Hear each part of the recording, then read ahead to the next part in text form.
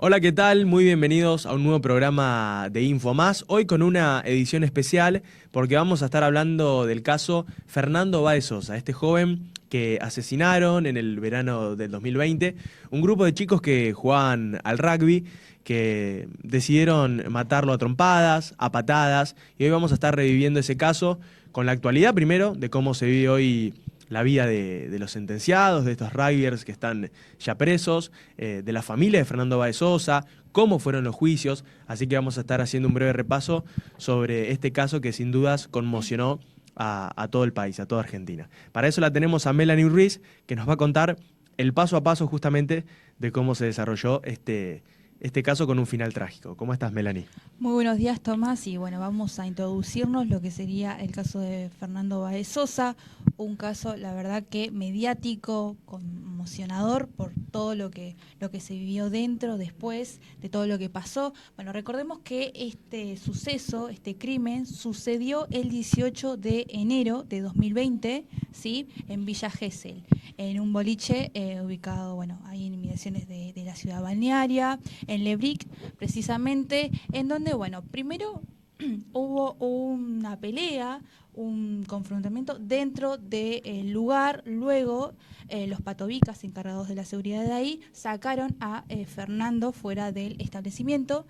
Minutos después sacaron al grupo de rugbyers, que eran 8 en total, y en un punto se encontraron, lo cual se originó una pelea, ¿sí? Fernando no se encontraba solo, también estaba con amigos y bueno, estos 8 rugbyers lo atacaron fuera del establecimiento. Bueno, después ya a partir de las 5:05 de la mañana llegó la ambulancia, obviamente ya los protagonistas, los rugbyers, habían ido y bueno, ahí constataron de que Fernando a los pocos minutos de recibir varios golpes había fallecido. Sí, hay que remarcar que primero el golpe que lo tira al piso a Fernando, si es un golpe de puño, es una trompada en el rostro, y después, como bien decía Melanie, finalmente el golpe que lo termina matando es una patada en la cabeza, que luego la autopsia y los resultados dieron a conocer que Fernando en su rostro tenía la marca de la zapatilla. Exacto. Finalmente ese golpe fue el que produjo su muerte. Bien, si querés vamos a chequear quiénes eran los participantes de esta pelea y quién fue la víctima. Primeramente Fernando, bueno, era un estudiante de abogacía, bueno, tenía una novia que estaba junto a él en ese momento, llamada Julieta Rossi, en donde, bueno, tuvieron que vivir esto muy lamentable. También, bueno, él participaba en diferentes ONGs, era muy solidario, también estaba haciendo un programa en donde dedicaba una semana de sus vacaciones a diferentes tareas en obras de construcción y demás, todo obviamente por caridad. Claro. Él era muy, bueno, era muy solidario en ese caso. Sí, sí, había videos, me acuerdo, en los días cuando pasó ese caso, que después todos los medios de comunicación, en todas las redes sociales, todo el mundo estaba hablando de eso, que había videos y fotos de Fernando que después lo podemos mostrar, de lo que decías vos, haciendo obras de caridad, participando en colectas, estando en obras, literalmente obras, ¿sí? de un edificio, bueno, también trabajando, a pesar de que tenía en ese momento del video 16, 17 años, también se lo mostraba trabajando. Era un chico realmente, por lo que dice su entorno, su familia, sus amigos, en el colegio también, realmente muy bueno, muy bondadoso. Sí, además era hijo único. Sus padres lo recuerdan como un chico bastante bueno, estudioso, como dijimos, solidario y la verdad que todo su entorno también, amigos, familiares, lo recuerdan de tal forma de que la verdad es lamentable lo que le pasó en sí. Sí, el testimonio de la novia también durante esos días fue durísimo. Me acuerdo, eh, posteriormente, ¿no? a este ataque brutal, hubo marchas de todo tipo en donde la novia iba. En algunas marchas la novia dijo unas palabras ante la gente de agradecimiento. Obviamente siempre remarcaban el pedido de justicia y era estremecedor verla, ¿sí? Todavía con los recuerdos muy, muy vivos, muy frescos de Fernando, así que realmente lo que pasó esa familia aquel verano y toda la vida, ¿no? Pero bueno, aquel verano del 2020 fue realmente trágico. Bien, y si te parece, ahora pasamos a los que, bueno, fueron acusados y Sí, condenados. sí, a los posteriormente. asesinos. A los asesinos, Sí. exactamente.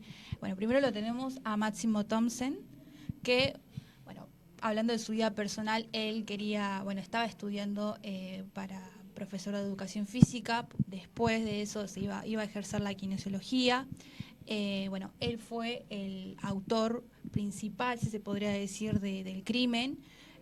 También, bueno, él le generó una fractura primeramente en el maxilar izquierdo a Fernando cuando estaba tendido en el piso, y él le dio la patada letal. También Sí, lo que hablábamos hoy, esa patada que termina de matarlo a Fernando. él fue el primero en ser condenado a prisión perpetua, ¿sí? También recordemos de que, bueno, según testigos, grabaciones tanto de celulares que estaban, de teléfonos celulares de personas que estaban alrededor de Fernando y cámaras de seguridad del establecimiento, se dice de que también dio declaraciones dentro de la pelea bastante fuertes, si se podría Sí. decir, como me lo voy a llevar de trofeo, hablando como si Claro. Fernando fuese una Sí, cosa, un objeto, un sí. objeto, y es lamentable que... Sí, bueno, luego del brutal ataque, los golpes, que hoy vos bien mencionabas, que bueno, llega la ambulancia, cuando este grupo de chicos que juegan al rugby se van, que luego de ahí se van a comer una hamburguesa, ¿sí? A un local de los más reconocidos de todo el mundo, esta marca, se van a comer una hamburguesa y se filtran los chats de WhatsApp, después la justicia obviamente tiene esos chats, en el que hablaban de esta manera, como decís vos, ¿sí? Trataban a Fernando como un objeto, como que lograron su cometido. En algún momento alguno dice, che, me parece que nos pasamos, ¿sí? Pero todo con una liviandad enorme, ¿sí? Cuando en realidad estaban hablando de que habían matado a una persona. Claro. ¿Sí? Imagínate también la poca carga, ¿sí? El poco peso que eso le genera, que se fueron a comer algo, ¿sí? Después de nada más y nada menos que cometer un crimen. Realmente una locura. Exactamente. Ahora pasamos a otro de los mayores responsables del crimen, que es Ciro Pertossi. Bueno, Ciro Pertossi, él fue el que empieza la pelea. Él le proporciona un golpe en la espalda a Fernando, que lo tiende en el piso, lo cual, bueno, también sigue dándole golpes. Y, bueno, también imágenes que fueron capturadas por las cámaras de seguridad captan cómo se chupaba los dedos, o sea, de sangre que tenía de Fernando cuando le daba golpes. Eso también fue, bueno, fue dado a la justicia para que se tome como prueba, y fue algo impactante también. Porque Sí. Sí, todo es impactante. Todo. Primero porque, bueno, estamos hablando de una muerte, pero después está bueno esto que remarcás vos. A ver, cuando digo está bueno es interesante ver cómo ellos disfrutaron de todo ese momento, realmente, ¿sí? Y que no fue un accidente, no fue un caso aislado, sino que era una manera de operar que tenían post salidas, post boliches, en el que, bueno, esta vez, lamentablemente, se cobraron una víctima fatal que era Fernando Báez Sosa, pero Y tenían déjame un remarcarte- modus operandi, sí, que era bastante siniestro. Exactamente. Y déjame remarcarte también que otra de las acciones que fueron llamativas fue que posteriormente a eso envió un mensaje tipo en el grupo de WhatsApp que tenían entre todos Sí. ellos, en donde decía, chicos, no se cuenta nada esto a nadie. Como, Sí. como dejándolo así sin visibilidades. Sí, por eso te digo, tenían una manera de manejarse realmente siniestra y no fue algo aislado, ¿sí? No fue algo de casualidad, no fue una equivocación, sino esto estaba totalmente planeado, totalmente armado y luego encima lo disfrutaron. Bueno, ¿querés agregar algo más, Melanie? Hay más todavía para Dale. contar un poco, pero bueno, más o menos... Sí, si querés decir diferentes- los nombres de los Dale, últimos que estaban excelente. en la Tenemos, causa. bueno, los que fueron condenados fueron 5, entre ellos ya nombramos a 2. Faltaría Luciano Pertossi, que fue uno de los más chicos también del grupo. Matías Benicelli, también fue condenado a prisión perpetua. Enzo Comelli y Enzo Comelli fue el último, perdón. Y después también fueron condenados a 15 años. Entre ellos se encuentran Blas Sinali, Lucas Pertossi y Ayrton Violás. Esos fueron los 3 que fueron condenados a 15 años de prisión. Bien, bueno, gracias, Melanie. Y ya que hablamos de la justicia y de cómo esto impactó en lo legal, ¿sí? En los años de prisión que les dieron, bueno, para eso la tenemos a Delfina, que nos va a contar sobre los juicios de este caso, sin dudas aberrante, trágico y que conmocionó a todo el país. ¿Cómo te va, Delphi? ¿Cómo estás, Tomás? Así es, vamos a comentar un poco lo que estuvo sucediendo en los juicios. Cabe aclarar que los juicios arrancaron el 2 de enero de 2023, 3 años después de lo sucedido. El caso ocurrió en 2020, obviamente que se empezó todo un proceso con la fiscalización para poder juntar todas las pruebas de lo correspondiente del caso. El juicio sucedió en el Tribunal Oral número 1 de Dolores, que está a cargo de la jueza María Claudia Castro, Cristian Ravala y Emiliano Lázari. Estos 3 jueces fueron los que estuvieron encargados del juicio de Fernando Báez Sosa, que la familia de Fernando contó con la defensa de Fernando Burlando y su equipo, Fabián Améndola y Facundo Améndola y Germán Facio fueron los integrantes del equipo de Fernando Burlando. Y después del lado de la defensa de los acusados estuvo a cargo Hugo Tomei. Hoy en día eso cambió un poco, pero después lo vamos a estar contando puntualmente. Pero el juicio, arrancó el 2 de enero de 2023, contó con 3 semanas de sesiones, donde hubo declaraciones, donde se juntaron diferentes pruebas, tanto lo que quedó capturado por las cámaras de seguridad, de celulares propios de los acusados y de dispositivos de testigos. Hubo 176 testigos que se presentaron para poder tomar un poco más noción de lo que sucedió y que dieran sus declaraciones. No solamente fueron los testigos, sino que obviamente diferentes participantes que colaboraron con la investigación. No todos fueron entrevistados por la justicia, sino 87 fueron los que dieron sus declaraciones. Eso obviamente que colaboró, y algo que me gustaría comentar particularmente es la declaración de el seguridad del boliche, que es Claudio Alejandro Muñoz, que sostuvo que los rugbyers se turnaban, unos cubrían a los amigos y otros le pegaban a Fernando. Y que Máximo Thompson, como contaba recién Melanie, que es como el principal acusado, Sí. era el que más alterado estaba cuando lo sacaron de la discoteca. Claro, bueno, era lo que hablábamos recién con Melanie, que tampoco esto que sucedió fue un caso aislado, fue de casualidad, sino que, y esta aclaración sirve un montón, porque habla un poco sobre la manera que tenían de manejarse, ¿sí? Se entendían muy bien para eso justamente, para dar golpizas. Pasa que esta vez, la víctima fue fatal. Sí, fue fatal, y algo que suma a la declaración el jefe de seguridad acá del boliche, dice: nunca vi nada igual, hace 20 años que laburo de esto y jamás vi una cosa así, una saña brutal, veía patadas, patadas y patadas, advirtió. Sí. Que fue un poco más lo que comentaba recién Melanie, que es eso, lamentablemente fue un crimen de una magnitud impresionante también a nivel social por lo sucedido, ¿no? Claro. Por cómo sucedió. Sí, y también me parece que muchísima gente se vio representada porque este tipo de casos hubo varios a lo largo del país. Pasa que, como decimos, en este caso la víctima fue fatal, Fernando Báez Sosa, así que lo mataron, pero ha pasado varias veces. Yo tengo conocidos, ¿sí?, que capaz sufrieron una golpiza en patota y que, gracias a Dios y por suerte, eso no derivó en su muerte. Pero creo que mucha gente, muchos pibes también, pibes y chicas, sí, se sintieron representados, ¿sí?, por esta agresividad, por este salvajismo que hay muchas veces a la salida de los boliches, y por eso también se le dio tanta trascendencia como un pedido de justicia y también como un pedido para que esto no pase nunca más y que alguien pueda salir a divertirse sin tener ese temor que a la salida realmente lo pueden llegar a matar. Sí, es que es totalmente, en la sociedad sostuvo la gravedad del caso de Fernando Báez Sosa, y lo que hizo fue tomar un poco más de conciencia, y el apoyo social fue clave para el juicio. Claro. Porque la gente desde afuera lo único que pedía era una condena de cadena perpetua para todos los acusados.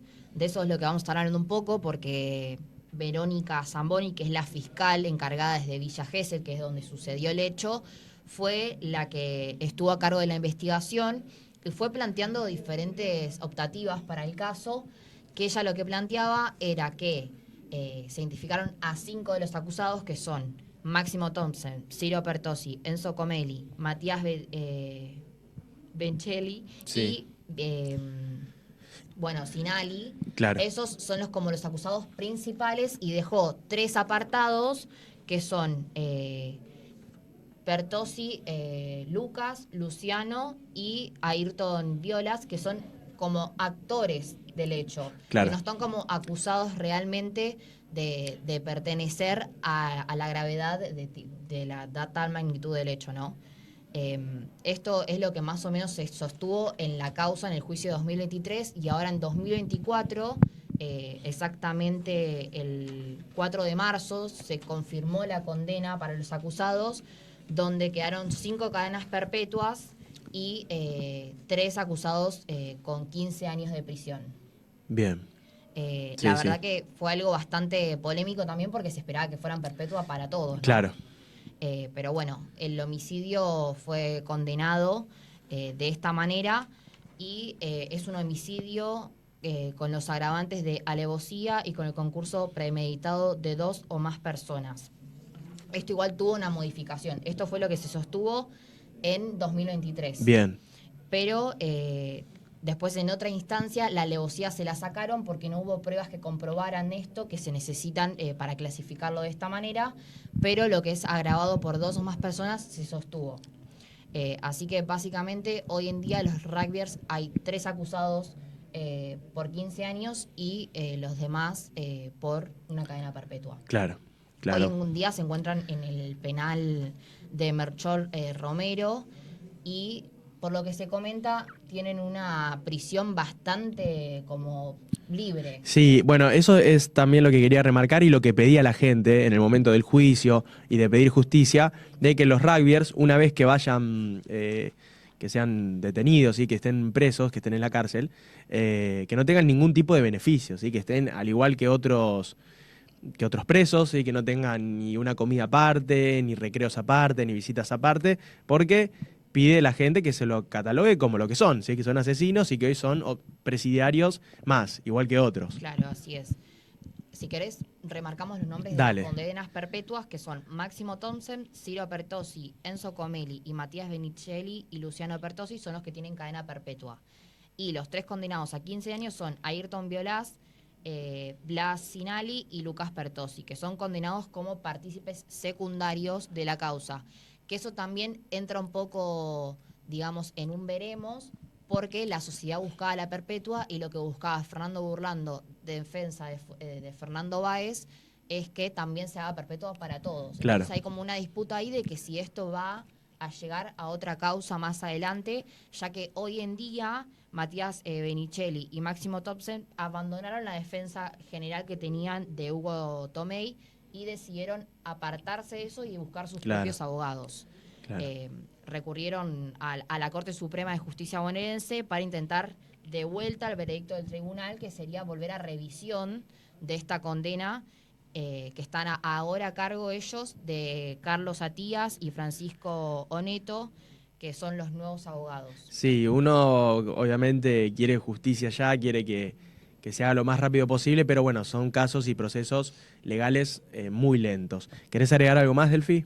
No, es que es eso, por ahí un poco lo que está hablando ahora la polémica es que por ahí más adelante se vuelva a un juicio, pero ya en la Suprema Corte de Justicia de Buenos Aires, Claro. Que ya es un rango superior a lo que estaba sucediendo desde ya, y veremos cómo sucede. Por el momento están en prisión. Bien, bien, bueno. Ahora vamos a una breve pausa y ya seguimos. Seguimos en Info Más, en esta edición especial del caso Fernando Báez Sosa, y ahora es momento de analizar y opinar del caso con Alejo Lastra. ¿Cómo estás, Alejo? Hola, Tomás. Sí, como bien venían hablando recién, lo que sucedió fue un hecho lamentable, un hecho muy trágico que repercutió mucho en la Argentina y que ha habido casos ya bastantes sobre este tipo de situación, donde, finalmente Fernando Báez Sosa falleció por un grupo de rapiers que lo golpearon en un boliche y hay muchas cosas de que hablar, sobre todo también si tenemos en cuenta cómo fueron las cosas. Claro, claro que sí, hay un montón de qué hablar, de qué analizar.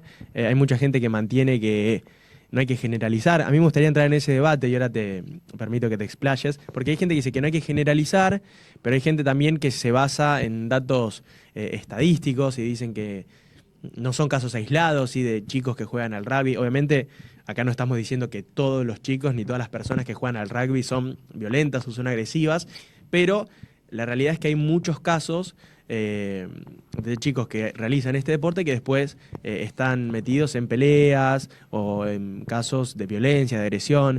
¿Qué pensás? Sí, obviamente ha habido muchos casos de rugbyers que han cometido este tipo de delitos o incluso menores, pero sí coincido un poco en que no hay que generalizar porque yo vengo del mundo del rugby y en mi vida pensaría hacer algo de ese estilo.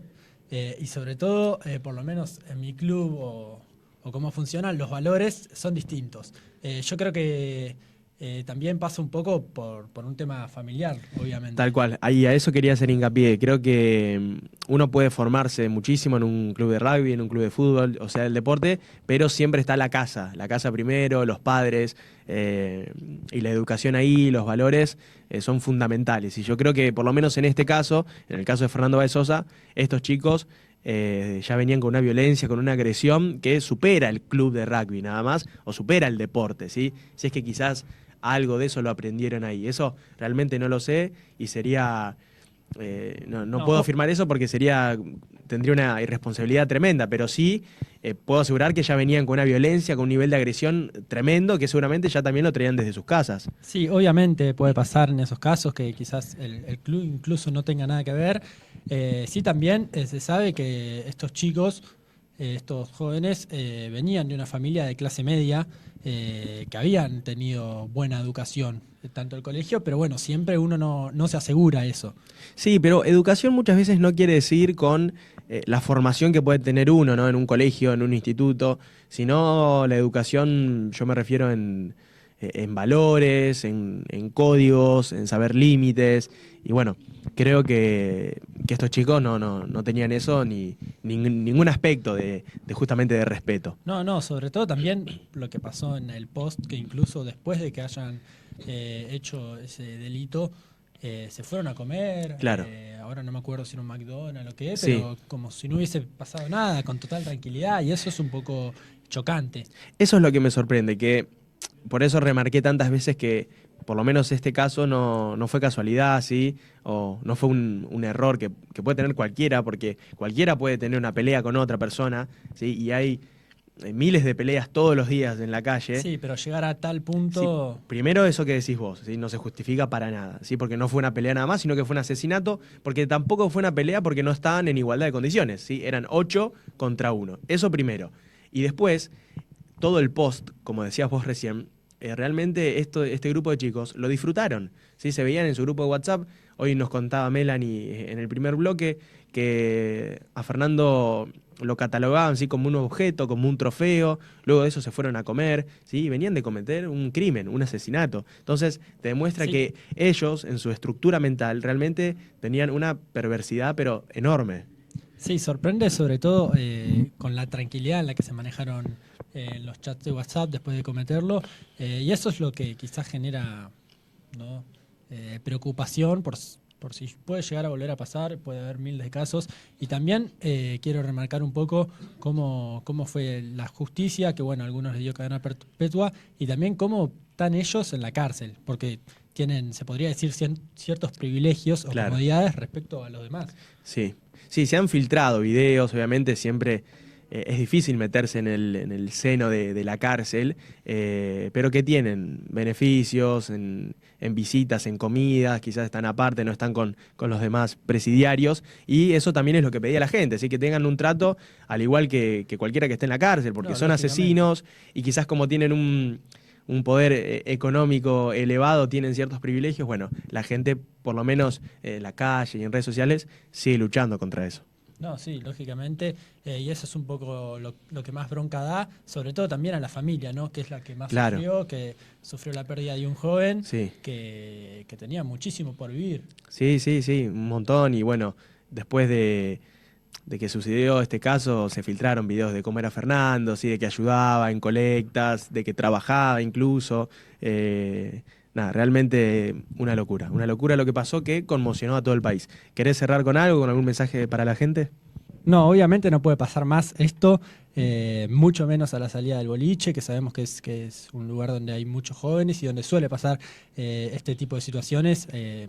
Así que nada, no mucho más que decir. Sí. Recomiendo también a los jóvenes, a los chicos que salen a los boliches, a fiestas, es que nunca se peleen fuera del boliche, más que nada porque siempre hay gente que no tiene nada que perder, gente que no tiene ningún tipo de valor, ningún tipo de código, ningún tipo de respeto por la vida.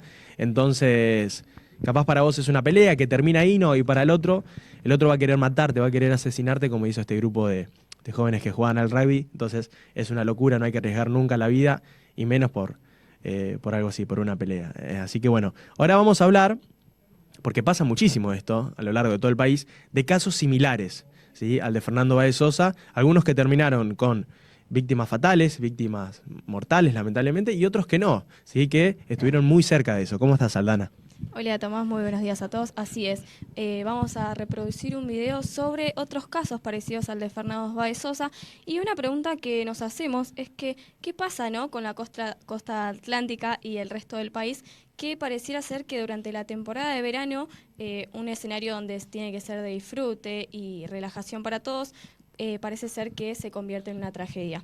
En el video vamos a estar abordando 3 casos principales que fueron uno de los pocos últimos en realizarse. Uno recientemente, que es Tomás Tello, no sé si estás al tanto de ese caso, que lo asesinaron el 1 de enero, jóvenes de entre 18 y 16 años, o sea, es impresionante la edad de jóvenes que salen a disfrutar de una noche y terminan no llegando a sus casas, ¿no? Sí, una locura. Sí, y también, bueno, quiero remarcar algo que mucha gente pedía, porque está bueno también darle lugar a la gente, que después es la que quizás sufre estos ataques, la gente, a los jóvenes, de la ley que finalmente no se llegó a ningún acuerdo, pero mucha gente pedía una nueva ley, ¿sí? Y que justamente la ley se llame Fernando Báez Sosa. La voy a explicar brevemente, es simple, y es que la gente que ataca en patota, ¿sí? En un grupo de 6, 7, 8 chicos que le pegan a uno solo, ¿sí? En una situación totalmente desmedida, para nada equitativo. Bueno, ¿cuál es la ley? ¿Sí? ¿Qué es lo que quería la gente? Que te metan preso, ¿sí? Que recibas tu castigo, ¿sí? Lo que tenés que recibir, por más que la otra persona no se muera, ¿sí? Porque pareciera que hay que matar a la persona recién ahí para ir a la cárcel, ¿sí? Recién ahí para recibir una condena, o recién ahí recibís años de prisión, ¿sí? Capaz la persona no se murió, ¿sí? Pero vos le rompiste las costillas, la cara, la cabeza. Entonces ahí también tiene que caer el peso de la ley, ¿sí? Porque hay que esperar a que la persona se muera, ¿sí? Bueno, eso me parece que estaría bueno rever, obviamente. Sí, no esperar que un grupo mate a un chico para tomar acciones, sino que por más de que ya cuando actúan de esa manera, así cobarde, bueno, de que la justicia también caiga ahí. Así es, de eso también se encargó Fernando Burlando, que es el abogado defensor de los crímenes, que también se analiza en el video cómo es su accionar y cómo pide al Estado una ayuda también, ¿no? Porque recalca que el Estado estuvo ausente en la noche de esos jóvenes. Bien, ¿querés que vayamos? Pero vamos a ver el video, si te parece. Dale. Tomás Tello, 18 años, Santa Teresita. Lautaro Alvaredo, 19 años, La Ferrer. Marcos Espedale, 16 años. Casos que conmocionaron al país y que hasta el día de hoy se siguen buscando justicia. Todo comenzó un 1 de enero en donde Tomás Tello salió del boliche y fue emboscado a las 7:10 de la mañana en el muelle de calle 38. Acompañado por su primo, la novia de su primo y otras 2 personas. En el muelle fue atacado por 14 sospechosos, en donde hasta el día de hoy 7 de los 14 salieron en libertad. Ellos son Iván Canaveri, Diego Alberto Cejas, Octavio Cejas, Julián Cejas, Dylan Chávez, Nahuel Flecha y Abedis Copelián.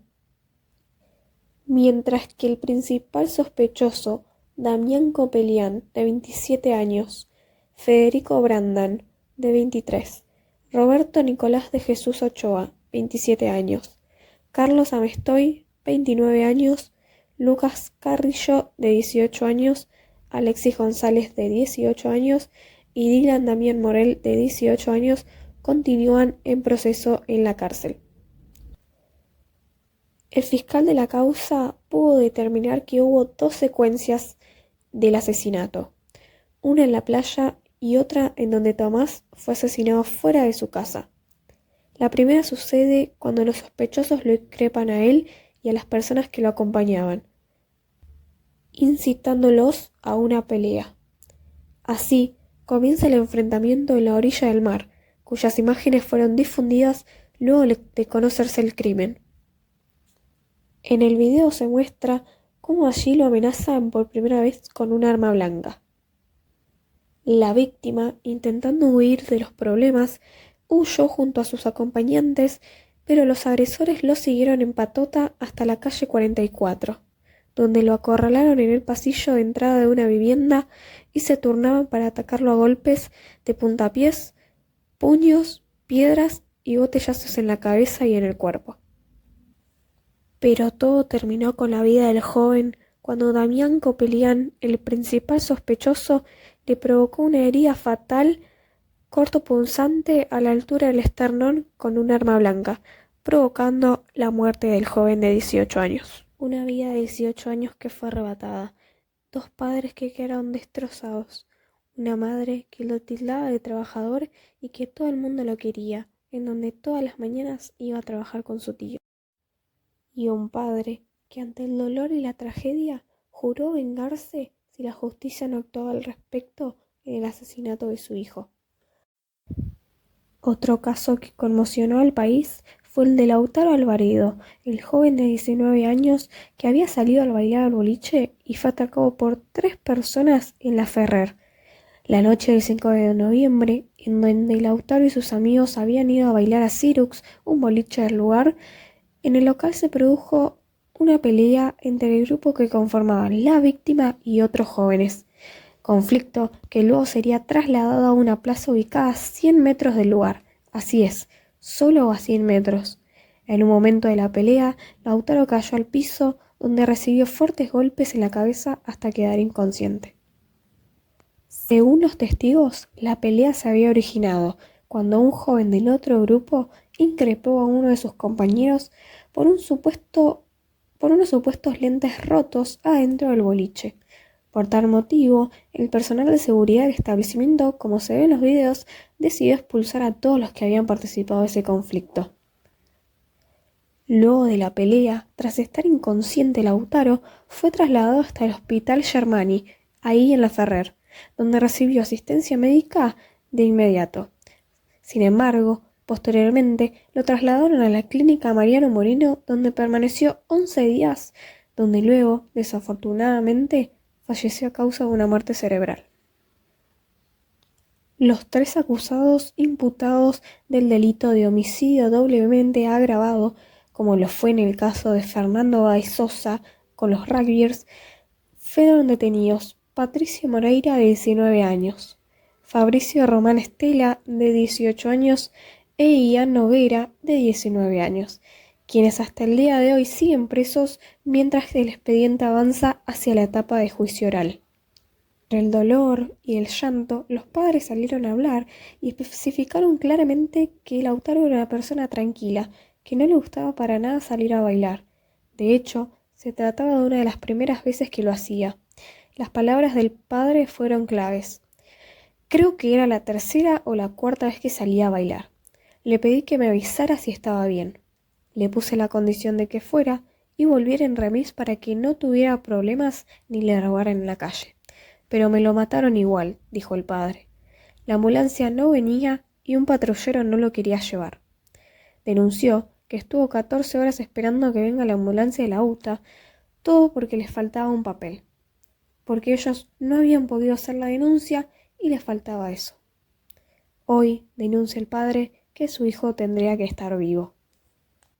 Un hecho agravante fue lo que sucedió después, en donde la tía de Lautaro, Romina, salió en los medios denunciando públicamente que los policías no habían estado presentes para ayudarlo.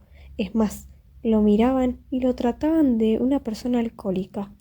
Además denunció que los médicos más de tomografías no le habían realizado, por lo cual la muerte de Lautaro pudo ser evitada. Ahora Nos remontamos al año 2005, en donde en el mes de enero Marcos Espedale salió con sus amigos de un boliche ubicado en el barrio Cerro de las Rosas. En una noche de verano, los chicos habían decidido volver caminando, pero en el trayecto se toparon con su peor pesadilla: un grupo de adolescentes entre 16 y 21 años. Lo que no sabían ellos era que allí comenzaría la locura. Entre insultos y provocaciones por parte de los agresores, uno de ellos golpeó al amigo más chico de Marcos, lo que ocasionó que él mismo saltara y les dijera: ¿por qué le pegás? ¿No ves el tamaño que tiene?, refiriéndose a la criatura. Pero lo que el chico de 16 años no sabía era que esa intervención iba a ser su sentencia de muerte. Según la autopsia, Marcos Espedale fue golpeado durante 5 minutos mientras él ya estaba en el piso, a lo cual no se pudo defender y un fuerte golpe en la cabeza hizo que el chico muriera. Los testigos que pasaban por el lugar decían que a Marcos lo trataban como si fuera una bolsa de basura. La banda de la quiniela. Durante la investigación, la policía supo que el grupo de agresores tenía fama de patoteros en la zona. Todo esto ocurrió en la zona norte de la ciudad de Córdoba y se llamaban a sí mismos porque solían reunirse en la puerta de un local de juegos de azar. Lo que ocurrió después fue solo una parte de la tragedia, porque el juicio sería una tortura infernal para los padres. La falta de respeto que vivieron las familias Espedale fue horrible. El juicio fue una vergüenza, sostuvo el padre en una nota. Además detalló que las cosas que tuvieron que escuchar y las pruebas que desaparecieron fueron lo que le colmaron la paciencia. También el manto de protección que se desplegó alrededor de los jóvenes acusados. En ese sentido, los agresores se refugiaron en una estación de servicio y uno de ellos descartó su remera ensangrentada en un boliche. Por otro lado, dijo que la ropa ensangrentada de su hijo los chicos la habían escondido en la casa de los propios agresores, cuya familia tenía vínculos en el Poder Judicial. Por ello, no fue valorada como prueba. No era coincidencia que los atacantes, uno era hijo de ayudante fiscal, otro de una escribana y un tercero de un concejal. Obviamente, apuntó que tuvieron a los mejores abogados, el padre de Marcos.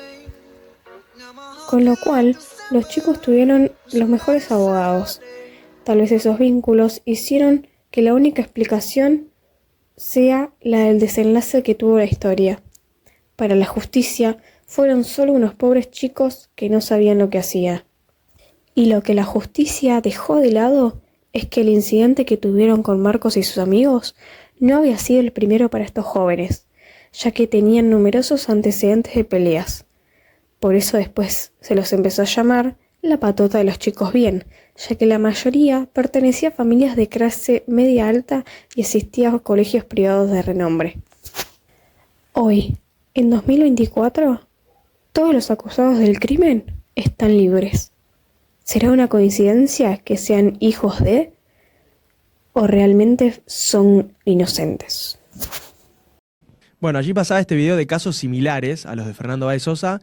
Tremendo, la verdad, fuertísimo, un nivel de agresión enorme, Aldana. Sí, es verdad, es muy fuerte el video y también recalcar cómo produce el alcohol o la bebida, el consumo de estupefacientes, claro, sí, a los jóvenes, ¿no? Sí, sí. Que terminan produciendo estos hechos fatales para la sociedad y que repercuten también en una sociedad violenta, ¿no? Claro, sí, sí, por eso la recomendación que dábamos hoy, ¿sí? De no pelearse nunca, porque siempre hay gente que no tiene nada que perder, que no le tiene... Además, perdón Sí, que te interrumpa, sí, sí. hay familias detrás de eso Claro. que hasta el día de hoy siguen reclamando justicia porque hay acusados que siguen libres.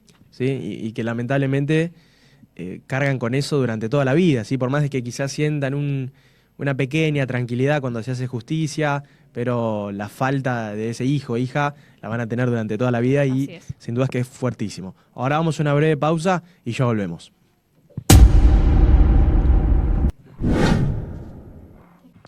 Seguimos en Info Más, en el último bloque de de este programa edición especial, sí, del caso de Fernando Báez Sosa, sin duda uno de los casos más fuertes en la historia argentina, por lo menos de los últimos años, de los que más resonancia tuvieron en redes sociales, en los medios de comunicación. Realmente la cobertura fue larguísima, porque justamente este caso lo merecía. Tiene un nivel de brutalidad, de agresión enorme, y creo que todos se unieron para pedir justicia. Bueno, vamos a hablar un poco sobre el presente, ¿sí? De los rugbyers, del caso, de cómo está todo hoy, ¿sí? Hoy, a mayo del 2024. ¿Cómo está, Fede? Hola Tomás, ¿cómo estás? Sí, lo último que se pudo saber del caso es que los 2 de los 8 acusados hicieron cambio de abogados. Ellos son Máximo Thompson y Matías Benicelli.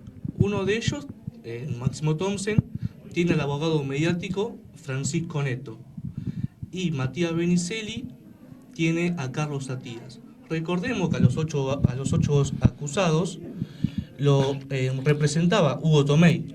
Hasta el juicio lo representó él, y estos 2 acusados decidieron alejarse de los servicios de Tomei, ya que ellos sentían como que no los estaba defendiendo de una buena manera.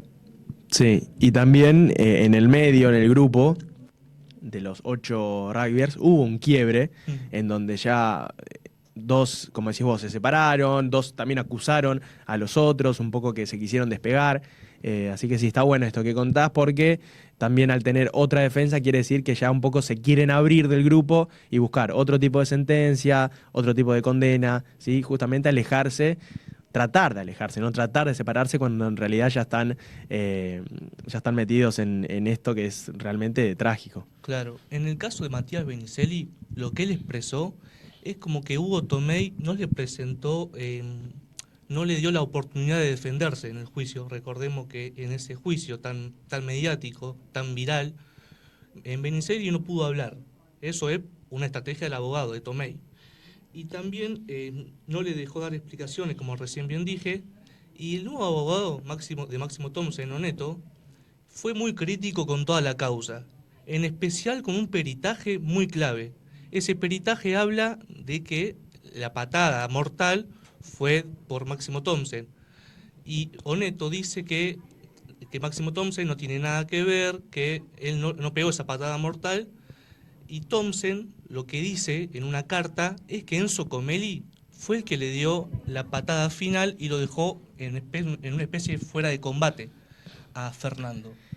Sí, creo que ya todos estos detalles que están buenos porque son internas, ¿sí? Justamente problemas que tiene este grupo, creo que ya es, no sé si coincidís, Fede, es tratar de tirarse la pelota, ¿sí? Uno con otro, no, le pegó él, no, la patada mortal fue él.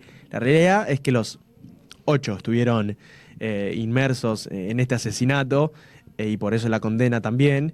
Pero bueno, me parece que es interesante ver cómo en ese grupo, sí, en esa interna, muchos se quieren despegar, cuando la realidad es que ya es tarde. Ya es tarde porque el crimen y esa golpiza brutal ya la cometieron, y ya es tarde para arrepentirse, para tirarse cargos, pero bueno. Claro, lo que yo creo como que se quieren despegar de los otros acusados porque ven como que no hay avance en el caso. Como que si no hablan, si no cambian la estrategia, van a vivir toda su vida en la cárcel. Recordemos que estos 2 personajes, Thompson y Benicelli, están condenados a cadena perpetua. Así que veo que ellos piensan, ellos y su familia claramente piensan que si no cambian ni de abogado ni de estrategia, van a vivir toda su vida en la cárcel, y por este motivo hicieron este cambio. También lo que te puedo decir es que Oneto también como que puso en tela de juicio a los testigos que presenciaron este hecho. Claro. Lo que él dice como que uno de los testigos dijo que vio a Máximo Thompson con una chomba negra cuando tenía una chomba verde, supuestamente.